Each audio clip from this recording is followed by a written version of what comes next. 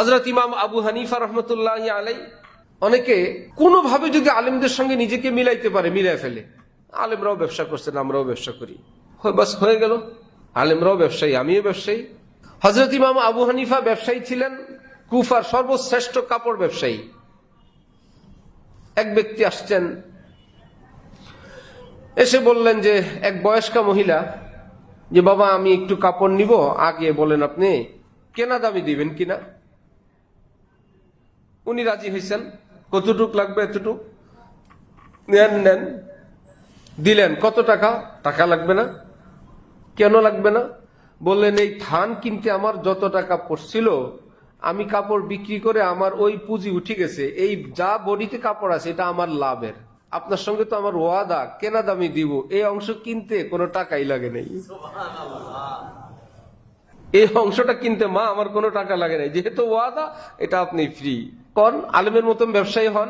একজন দিনের বেলা বড় কাপড়ের বিশাল বড় লট দাম করে গেছে, হযরত বলছেন না হবে না, বাড়িতে চলে গেছেন। চলে গিয়ে একা একা ভাবছেন এই দামে তাকে দিয়ে দিব ওই বেচারাকে। পরের দিন আসছে নতুন কাস্টমার, একই মাল বেশ অনেক দামে বিক্রি করার জন্য, গতকালকের দামের চেয়ে বেশ বেশি দামে। হযরত বললেন কাপড় বিক্রি হয়ে গেছে। কিভাবে বিক্রি হইলো? একদম সকাল সকাল আপনি আসছেন, আমি ফার্স্ট কাস্টমার, মোবাইল নাই, ইন্টারনেট নাই, ফেসবুক নাই, সেই যুগে তো কিছুই নেই, সুতরাং ওই মাধ্যমের কোনো যোগাযোগ নেই। মাত্র আসলেন, আমি তো প্রথম। কখন বিক্রি হলো? বললো গতকাল রাতে এতটায়।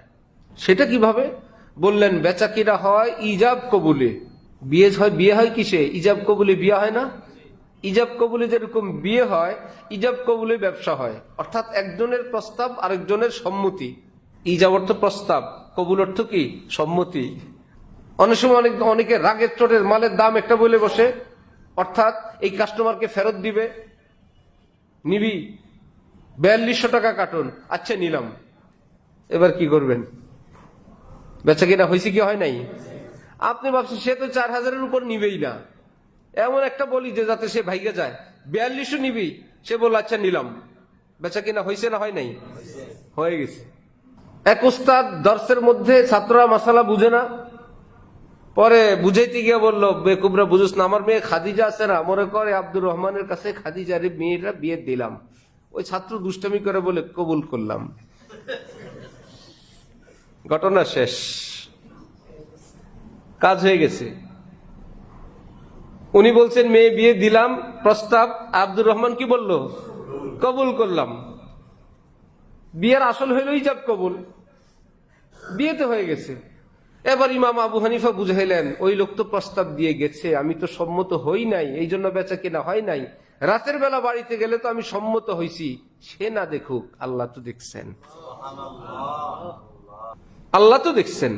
বেচা কিনা তখনই হয়ে গেছে ভাই, বিকৃত মাল দেয়া যাবে না। হযরত ইমাম মালিক রহমতুল্লাহি আলাইহি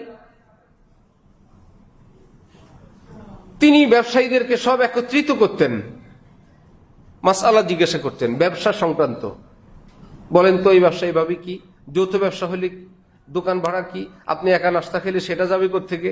দুইজনের ব্যবসা, নাস্তা খাইলেন একা, আছে না ঝামেলা? আপনি গেলেন নাস্তাও খাইলেন, পাশে বাচ্চাদের জন্য একটা জামাও কিনলেন, যেহেতু সফরটা ব্যবসায়ী, আইসা পুরো টাকা ব্যবসার নামে উঠাই দিলেন। এই সফরের খরচ 2.5 লাখ, যৌথ খরচ। অথচ যৌথ খরচের মধ্যে একজনের ব্যক্তিগত খরচও আছে, হোক্কা খাওয়ার টাকা আছে। সফরের খরচের মধ্যে আপনার 3 বেলা হোক 4 বেলা হোক খাদ্য খাবারের টাকা তো যোগ হবে, কিন্তু কেউ যদি হোক্কায় অভ্যস্ত হয়, সিগারেট খায়, ওই সিগারেটের টাকা ব্যবসার থেকে যৌথ যাবে না, তার একা যাবে। আইসা তো দিয়ে দিল পুরা সফরে এত, পরে জানা গেল বউর জন্য 3 পিসও আছে, বাচ্চাদের জন্য জামাও আছে, ওখানে একটা বোতলও আছে, জনের পয়সা, ইত্যাদি ইত্যাদি। কিভাবে কথা বলতে হবে, কিভাবে লাভ, যদি লোকসান হয় এই লোকসান কে নিবে, পুঁজিকার, এ সংক্রান্ত হা করে তাকায় থাকে। যেমন মুসলমানরা সফরের মাসআলা, ভাই ব্যবসা তো সবাই করি না, সফর প্রায় সবাই করে, সব মানুষ প্রায় সফর করে। সফরের মাসআলা অধিকাংশ মুসলমান জানে না। এটা তো চর্চা হয় কম, আলোচনা কম হয়, বা এই মুখোমুখি হয়। জানাজার নামাজ আর ঈদের নামাজ এটা তো আমরা পড়ি, জীবনে পড়ি কিনা? তো জানাজার নামাজে দাঁড়ায় সামনের দিক তাকায় থাকেন কেন? যে ওই বেটা হাত উঠাই কিনা। যদি একবার ভুলে উঠায়, পিছনে সব উঠান শুরু হয়েছে। সে যাকে ফলো করছিল ওই বেটা উঠেছে ভুলে, আর পিছনেওয়ালা তো আর ভুল শুদ্ধ জানে না, সে তো অপেক্ষা আছে, এত মনে নাই, মাথা তো চক্কর দিল, নামাজে দাঁড়ায় গেছে, এখন অপেক্ষা আছে সামনে যা করে তাই করবে। সামনেওয়ালা উঠেছে কি সহি না ভুল, এবার পিছনেওয়ালাও ভুল। ভুলের মুসল্লি বহুত, কিন্তু মুসল্লিরা কি ভুল মনে করে অনুসরণ করছিল না সঠিক?